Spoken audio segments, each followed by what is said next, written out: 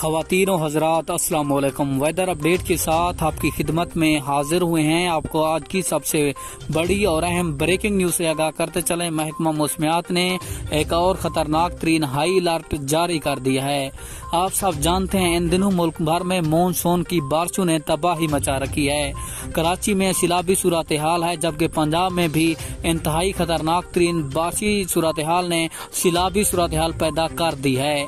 तो मैं आपको मुकम्मल तफसील के साथ आगाह करता हूँ ये बारिशी सिलसिला कब ख़त्म होगा।